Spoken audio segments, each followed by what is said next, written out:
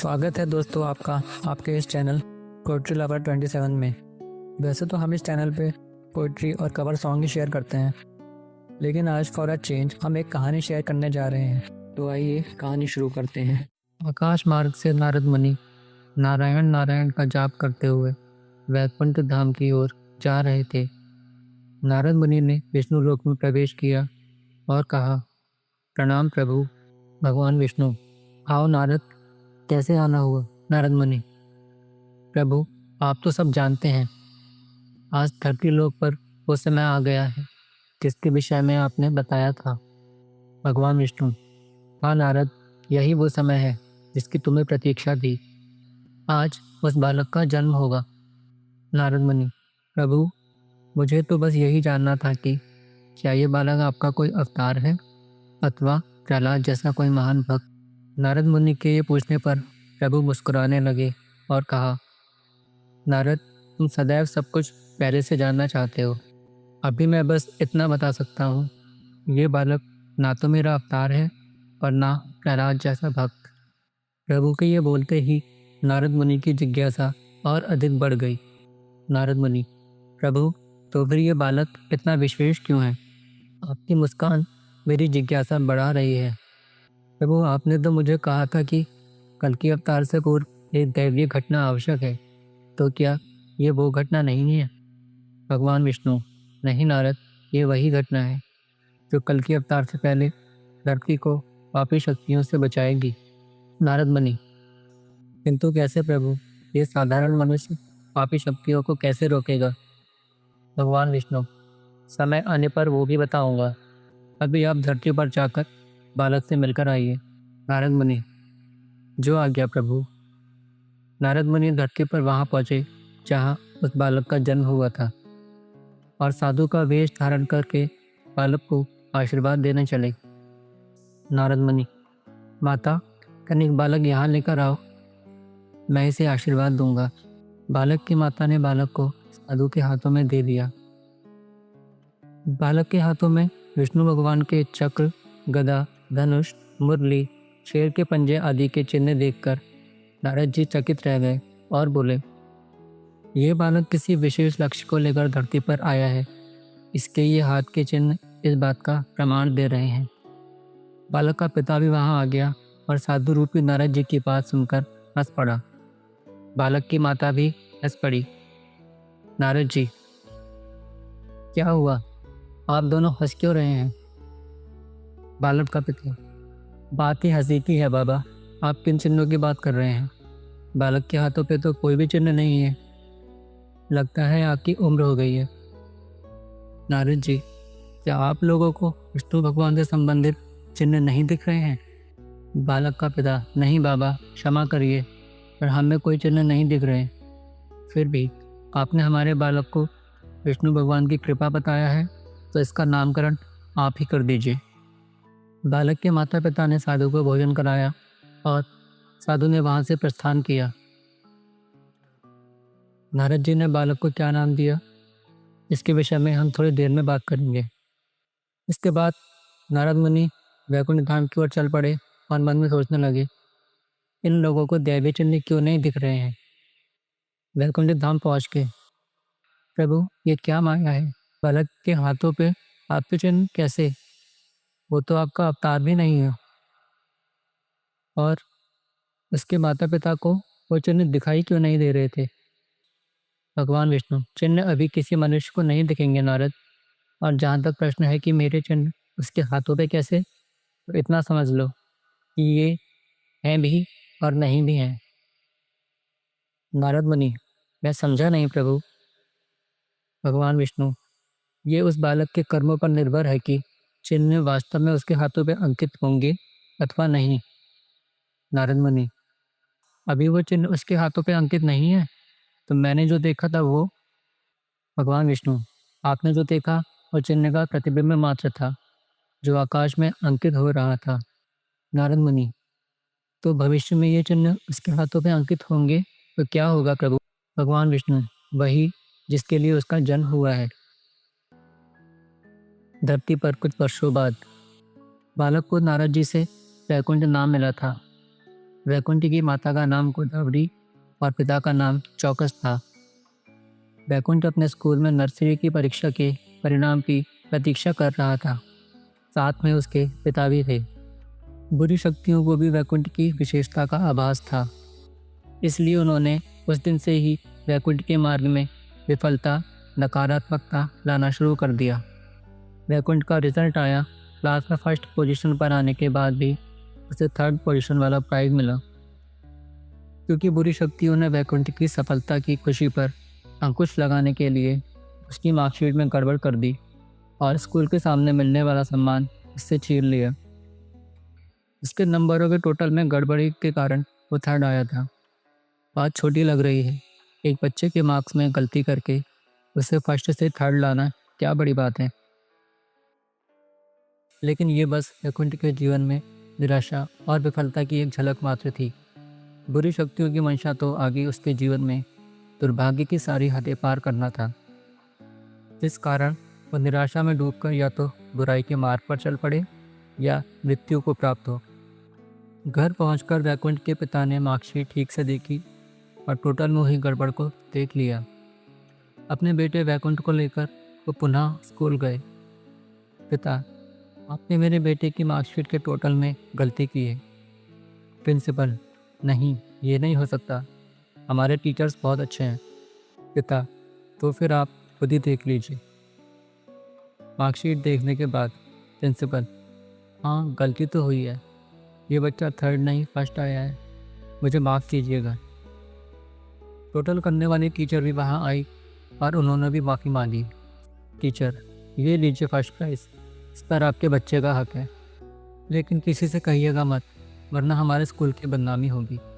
और इस तरह अधिक प्रयास करने पर वैकुंठ को उसका अधिकार मिल गया, लेकिन जो सम्मान सबके सामने तालियों के साथ मिलना था, वो अकेले बंद कमरे में मिला। इस तरह उसके जीवन में बुरी शक्तियों का प्रभाव शुरू हुआ और ये प्रभाव समय के साथ गहरा और भयानक होता गया। कुछ वर्षों बाद जब वैकुंठ तीसरी कक्षा में पहुंचा, तो उसके जीवन में उसकी हिम्मत तोड़ देने वाली घटना घटी। बुरी शक्तियों ने उसे हंसी का पात्र बनाने के लिए उसकी बुद्धि से एक अक्षर को ठीक से बोल पाने का ज्ञान छीन लिया। वो अक्षर था ल। वैकुंठ सारे अक्षर ठीक से बोल पाता था, लेकिन जिन शब्दों में एल अक्षर आता था उसकी जुबान तोतली हो जाती थी। जैसे लेकिन शब्द उसके मुंह से एक इन सुनाई देता था, ऐसे ही हर शब्द में उसके मुंह से एल ए सुनाई देता था।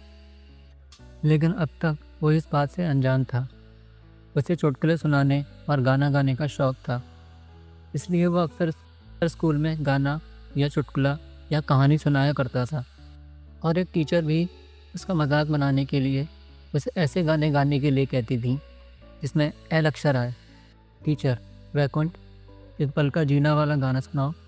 वैकुंठ, एक पल का जीना। ये सुनकर सारे बच्चे हंसने लगे और टीचर भी हंसने लगी। वैकुंठ अपने मन में, जब मैं चुटकुला सुनाता हूँ इन लोगों का हंसना समझ में आता है, पर ये सब मेरे गाने पर क्यों हंस रहे हैं। ऐसे ही 15 अगस्त में जब मैंने गाना गाया था, खिले फूल मतवाले हैं, आशाओं के पाले हैं, भारत माँ के नन्हे मुन्ने कुछ गोरे कुछ काले हैं, तब मुझे लगा था कि मेरा स्किन कलर सांवला है और ये सब दिखने में सुंदर हैं, इसलिए हंस रहे हैं। लेकिन आज एक पल का गाने पर ये सब क्यों हंस रहे हैं। इतना सोचकर वो कोशिश करने लगा कि कैसे पता लगाए कि सब क्यों हंस रहे हैं। इसके बाद वो अपने घर आया और अपने घर पे रखा एक टेप रिकॉर्डर लाया, ताकि अपनी आवाज़ रिकॉर्ड करके सुन सके और समझ सके कि वो गाते वक्त क्या गलत करता है। क्योंकि उसे थोड़ा बहुत समझ तो आ गया था कि वो तोतला है, बस इस बात पर वो यकीन नहीं करना चाह रहा था। आवाज़ रिकॉर्ड करने के बाद, अरे यार, मैं तो एल अक्षर ठीक से नहीं बोल पा रहा, ये मेरे साथ ही होना था। अब मैं गाना कैसे गाऊंगा, लोगों से बातें कैसे करूंगा। एक टीचर के बनाए मजाक के कारण उस छोटे बच्चे के मन में इस बात का इतना गहरा डर बैठ गया कि उसे लगने लगा कि सब उसका मजाक ही बनाएंगे। रोते रोते अपने मन में, ये बात मैं किसी को कभी नहीं बताऊंगा, वरना सब लोग मेरा मजाक बनाएंगे। वैकुंठ की माँ, क्या हुआ बेटा, रो क्यों रहा है? बता। वैकुंठ अपने मन में, सच आपको बता नहीं सकता और झूठ बोलना चाह नहीं रहा हूँ। कुछ देर सोचने के बाद झूठ ही बोल देता हूँ। कुछ नहीं मम्मी, मेरे पेट में दर्द हो रहा है। और इस तरह वैकुंठ अकेले अंदर अंदर हर रोज रोता रहा और बात करते वक्त एल अक्षर से बचने की कोशिश करने लगा। कुछ वर्षों बाद वैकुंठ के पिता, वैकुंठ, पास की दुकान से ये सामान आना है, क्या कर ले आ? वैकुंठ मन में, क्या लाना है? लाना शब्द कैसे पूछूं पापा से? चलो, लाना की जगह आना बोल देता हूँ। पापा, क्या आना है? पिता, दलिया। वैकुंठ अपने मन में, अरे यार, दलिया कैसे बोलूँगा दुकानदार को? लिख के ले जाता हूँ। पिता, ये क्या कर रहा है? वैकुंठ मन में, सामान लिख। अरे यार, लिख भी तो नहीं बोल सकता, नोट कर रहा हूँ बोल देता हूँ। कुछ नहीं पापा, सामान नोट कर रहा हूँ। पिता, एक ही चीज़ तो आनी है, लिख के क्यों ले जा रहा है? ऐसे ही बोल देना, जा, देर हो रही है। वैकुंठ दुकान पे, अंकल दहिया देना। दुकानदार हंसते हुए बोला, क्या चाहिए, फिर से बोल। अंदर से टूटा हुआ फील करने के बाद भी उसने हिम्मत करके फिर से बोला, दहिया। दुकानदार समझ गया ये दलिया बोल रहा है, इसलिए हंसते हुए बोला, कितना चाहिए? पापा, ये सामान ले। ने मन में, ले आया कैसे बोलूं? पापा, ये सामान आ गया है। नारद मुनि वैकुंठ लोक में, प्रभु, आज इतने वर्ष बीत गए। ये बालक 15 वर्ष का हो गया, लेकिन अभी तक कुछ विशेष क्यों नहीं हुआ? भगवान विष्णु, हुआ है नारद, शायद आपने ध्यान नहीं दिया।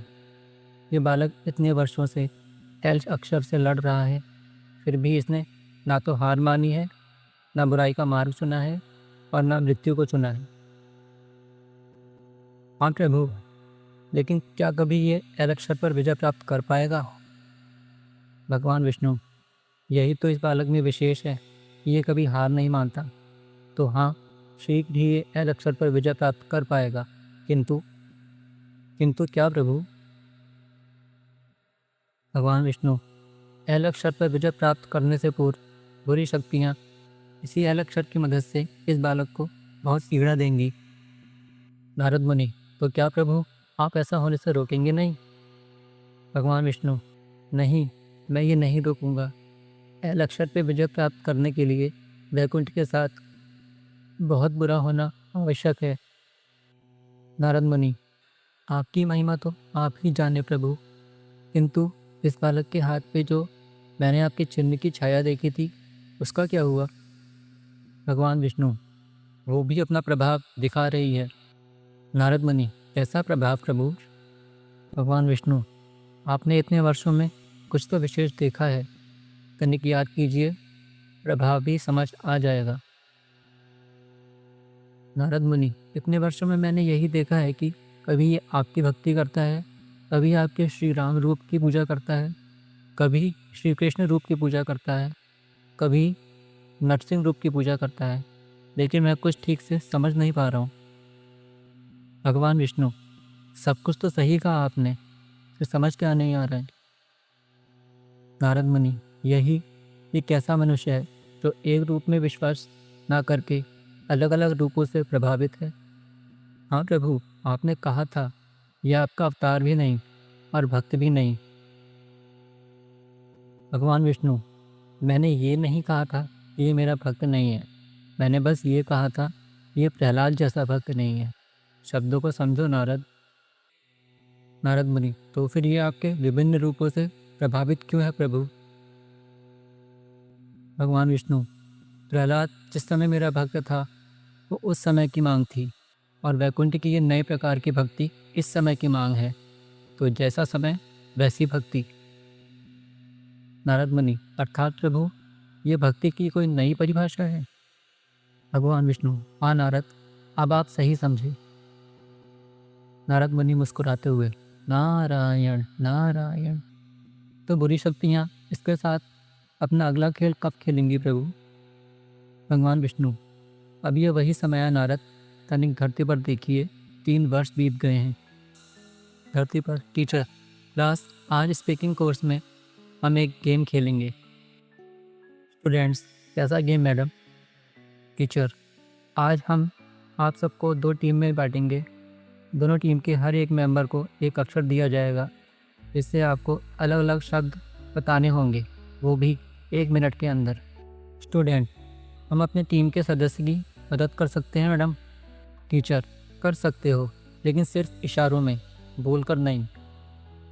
वैकुंठ के टीम के मेंबर की बारी में उसे जी अक्षर मिला।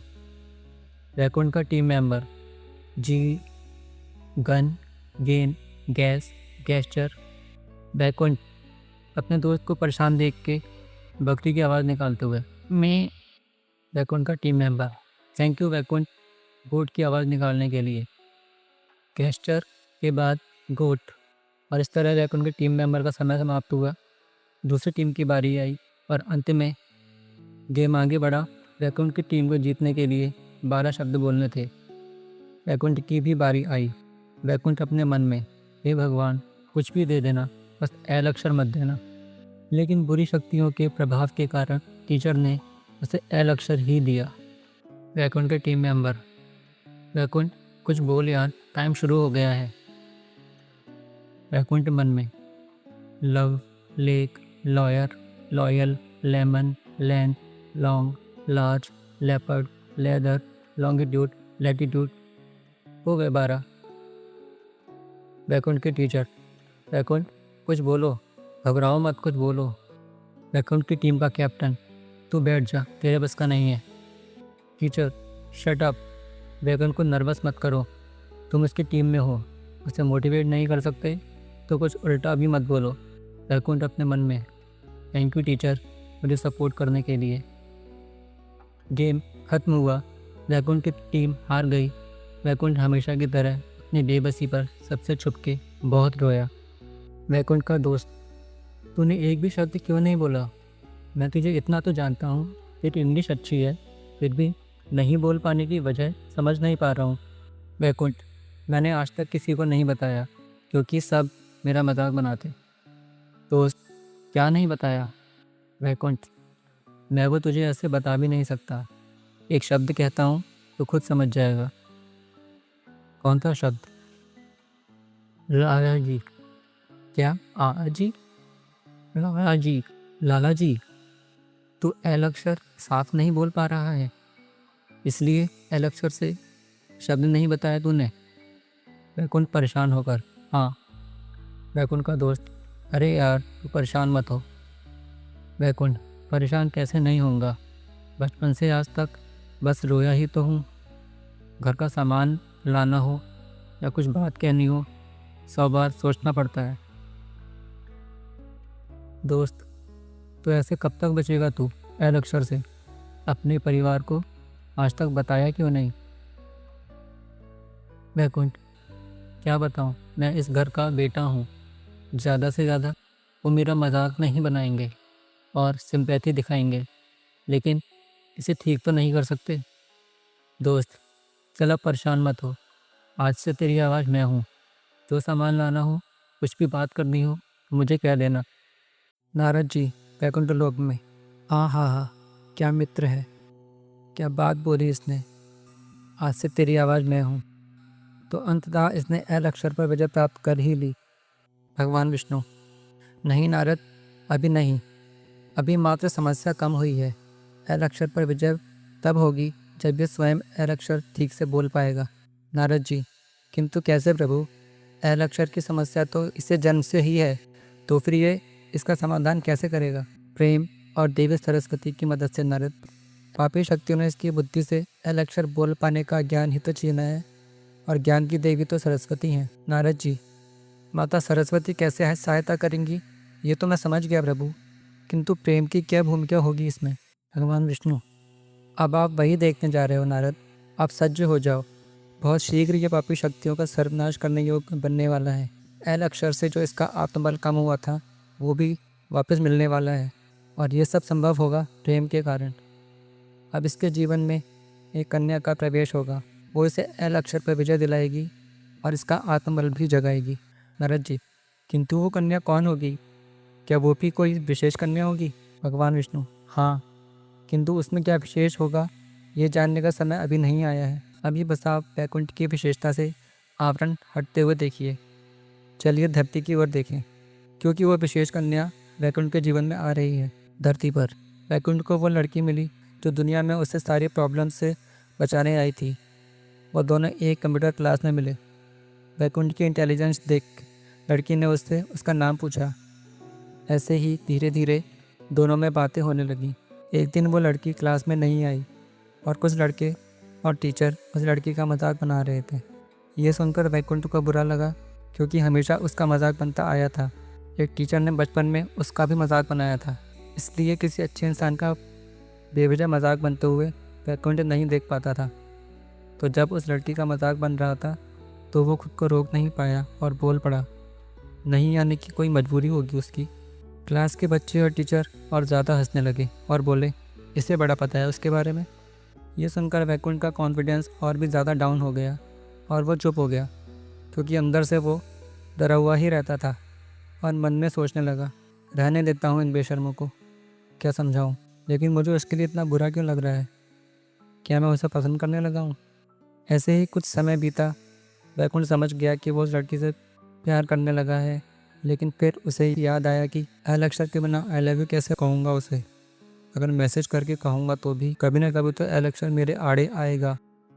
और फिर जीवन में पहली बार उसने एल अक्षर की समस्या के लिए भगवान से मदद मांगी और बोला, हे भगवान, चाहे मुझे एल अक्षर का कोई शब्द कभी मत बोलने देना, लेकिन बस आई लव यू कहने लायक बना दो। वैकुंठ धाम में श्री हरि विष्णु। इसकी प्रार्थना सुनकर भगवान विष्णु ने माता सरस्वती का आवाहन किया और कहा, देवी सरस्वती, इस बालक के जीवन में जो आपका योगदान था उसका समय आ गया है। माता सरस्वती, प्रभु आपकी इस लीला में का अवसर मिला, मैं धन्य हुई। मैं अभी इसकी बुद्धि में एल अक्षर बोल पाने का ज्ञान प्रकाशित करती हूँ। भगवान विष्णु, हाँ देवी, इसके लिए पहले आपको इसके टीचर के मन में ये प्रेरणा देनी होगी कि वो इसे स्वयं पे विश्वास करने की सलाह दें, ताकि यह स्वयं इस समस्या का अंत कर सके। माता सरस्वती, जैसी आपकी इच्छा प्रभु। अगले दिन वैकुंठ माता सरस्वती की प्रेरणा के कारण अपने कॉलेज के एक टीचर के पास गया। वहाँ एल अक्षर से बचते हुए उसने बोला, मैम प्लीज़ आप मुझे क्लास में चैप्टर रीड करने को नहीं कहा कीजिए। टीचर, क्यों? वैकुंठ ने लिखकर अपनी सारी समस्या टीचर को बता दी। तब टीचर ने उससे कहा, ठीक है, नहीं कहूँगी, लेकिन तुम्हें भी मुझसे एक प्रॉमिस करना होगा कि तुम भी इस प्रॉब्लम से बाहर निकलने के लिए हर ट्राई करोगे। Vaikunth, okay ma'am. बचपन में टेप रिकॉर्डर की हेल्प से अपनी प्रॉब्लम का पता लगाने के कारण वैकुंठ को लगा कि कोई वीडियो सॉन्ग देखता हूँ कंप्यूटर में, और फिर जिस जगह एल अक्षर आएगा वहाँ वीडियो पॉज करके उसका स्क्रीनशॉट लूँगा और समझने की ट्राई करूँगा कि बाकी सब लोग एल अक्षर बोलते कैसे हैं। मेरे तो ऊपर नीचे वाले दांत आपस में टच हो जाते हैं। देखता हूँ बाकी लोगों के होते हैं या नहीं। वीडियो का स्क्रीनशॉट देखने के बाद वैकुंठ अपने मन में, ओह, तो मैं ये गलती करता हूँ, दांत आपस में टच होने देता हूँ, जबकि जीभ को ऊपर वाले दांतों के पास ले जाना पड़ता है। अब जीभ को ऊपर वाले दांतों के पास ले जाकर एल अक्षर बोल के देखता हूँ। इस कोशिश के कारण धीरे धीरे वैकुंठ एल अक्षर ठीक से बोलने लग गया और उसने सोचा, विष्णु भगवान से प्रार्थना करने पर मेरी ये पुरानी प्रॉब्लम भी ठीक हो गई। अब तो विष्णु भक्ति और भी पक्के विश्वास के साथ करूँगा। कोई भी प्रॉब्लम आएगी कभी हार नहीं मानूंगा, क्योंकि अब मैं जानता हूँ मेरे साथ खुद श्री हरि हैं। और इसी के साथ इस कहानी का ये पहला चैप्टर समाप्त होता है। अगले चैप्टर में हम वैकुंठ की विष्णु भक्ति की चरम सीमा देखेंगे। साथ ही देखेंगे कि कैसे वो एक साधारण इंसान से सुपर हीरो बना।